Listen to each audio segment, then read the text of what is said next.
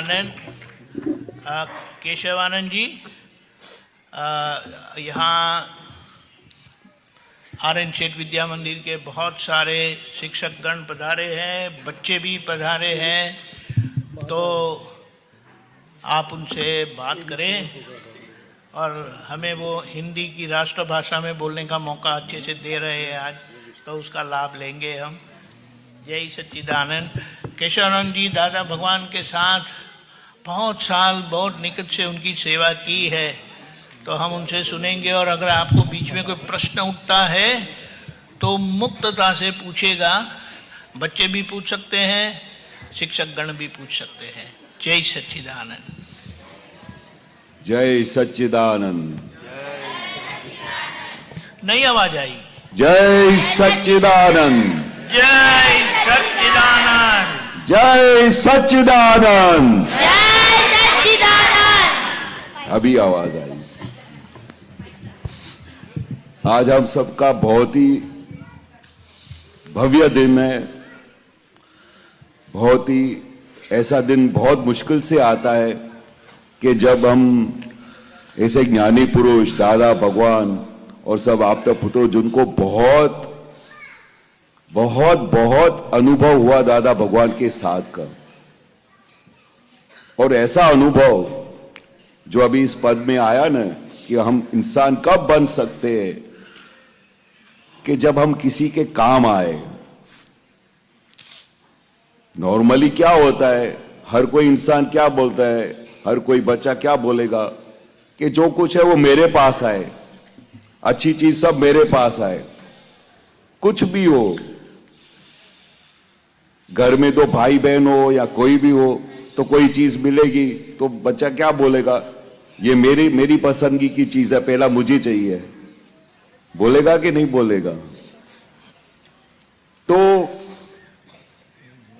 दादा भगवान बचपन से लेके उनका एक ही ध्येय था कि मेरे वजह से सामने वाले को सुख मिलना चाहिए, जो कुछ मेरे पास है वो सब दूसरों को मिलना चाहिए।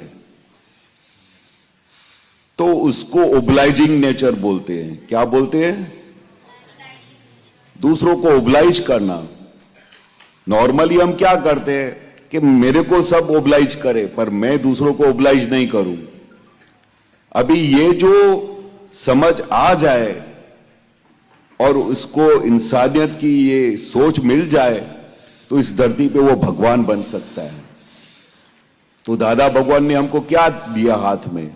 एक रास्ता दिया। नॉर्मली तो हम जीवन जी जाते हैं। परेशानंद जी ने बताया ना कि नॉर्मली हम क्या करते हैं, सबका नेचर यही होता है कि सब कुछ मुझे ही सुख दो, दूसरों को सुख देने का कोई विचार ही नहीं करता है। तो जब हम दूसरों के बारे में सोचना शुरू करेंगे, दूसरों को सुख देना शुरू करेंगे, तो हमारे घर में बहुत ज्यादा सुख आएगा। ये एक चीज दादा ने हमको सिखाई। तब से हमने घर में क्या डिसाइड किया कि जो कुछ भी हो, मम्मी पापा हो, भाई बहन हो, टीचर्स हो, जो भी हमारे सामने आता है हम उनको सुख देवे। तो अगर हम सबको सुख देंगे तो हमारे पास दुख आएगा कि सुख आएगा? क्या आएगा? सुख। तो हम अगर सबको सुख देंगे तो हमारे पास सुख आएगा। तो ये अगर अपने पास एक नियम हाथ में आ गया तो हम इंसान बनेंगे, और इंसान बनने का तभी हमको आनंद आएगा क्योंकि जब हम इंसान बनते हैं तो हमारे से खुशबू आएगी। अगर पास में एक बगीचा हो, वहां पर चमेली का झाड़ हो, चमेली के फूल हो, गुलाब हो, तो उसकी खुशबू आएगी कि नहीं आएगी? आएगी कि नहीं? इसी तरह से अगर हमारे अस्तित्व से आसपास भी अगर खुशबू आएगी तो हम सबको अच्छे लगेंगे कि बुरे लगेंगे? तो हमको ये देखना है कि हमारे आसपास जो कोई भी हो, हमारे को उनके पास खुशबू आनी चाहिए। तो खुशबू का आने का मतलब क्या होता है कि हमारा स्वभाव, हमारा वर्तन, हमारी वाणी ऐसी निकलनी चाहिए कि जो सामने वाले को खुशी दे। सामने वाले को सुख देवे। ऐसी वाणी निकलने से क्या होता है कि भगवान का आशीर्वाद मिलता है, माँ बाप का आशीर्वाद मिलता है, टीचर्स का आशीर्वाद मिलता है, और वो अगर आशीर्वाद मिल जाए तो हमारा जीवन सफल होता है। तो हम जिस स्कूल में पढ़ते हैं, बड़े हो रहे हैं, जहां पर हमको इतना अच्छा विद्या मिल रही है, तो उसका मान कब होगा, उसकी इज्जत कब होगी कि जब हम कोई भी एक नियम अपने जीवन में लेके आएंगे, कोई भी एक बात ऐसी हमारे जीवन में लेके आए ताकि हमारा जीवन सफल हो। हमारे आसपास जो भी लोग हैं, हमारे दोस्त हैं, पड़ोसी है, हमारे क्लासमेट्स हैं, उनको हमारे व्यवहार से अच्छा लगना चाहिए। जिस दिन हमारा एक दूसरे से व्यवहार अच्छा लगेगा तो सब हमको प्यार करेंगे कि दुख देंगे, सबकी आशीर्वाद मिलेगी।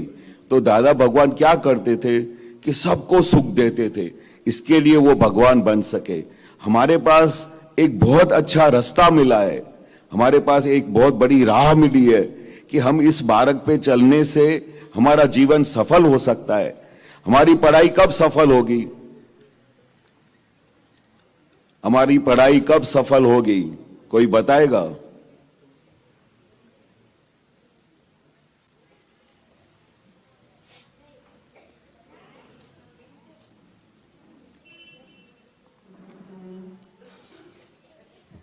हमारी पढ़ाई कब सफल होगी?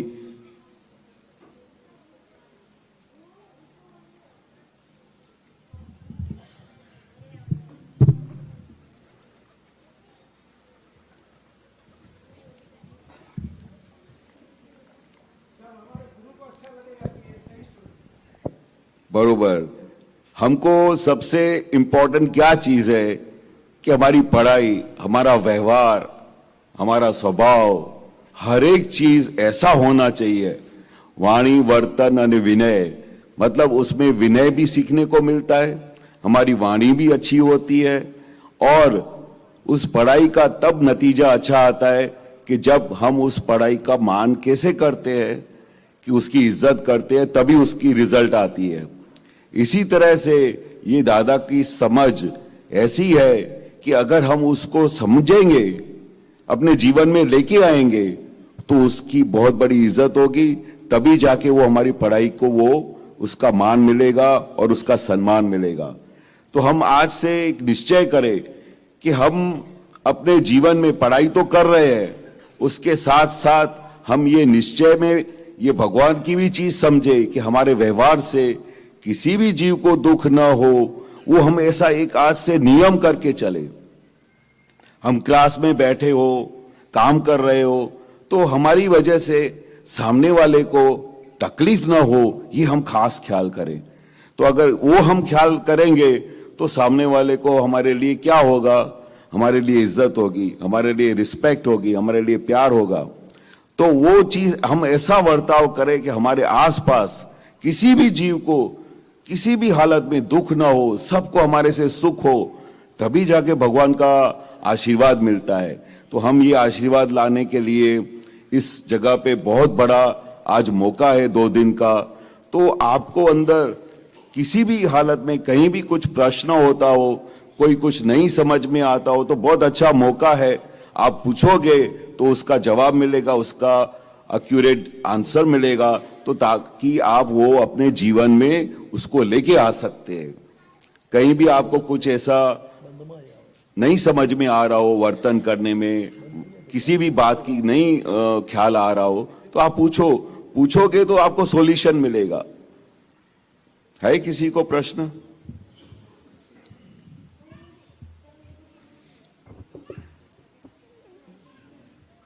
पूछने का, ये अपना कोई परीक्षा लेने का नहीं है। हम कोई यहाँ पर एग्जाम देने को आए नहीं है। एक दूसरे के साथ समझने के लिए आए हैं, एक दूसरे को समझाने के लिए आए हैं, ताकि हम एक दूसरे से वाकिफ हो सके और आगे बढ़ सके अपने जीवन में।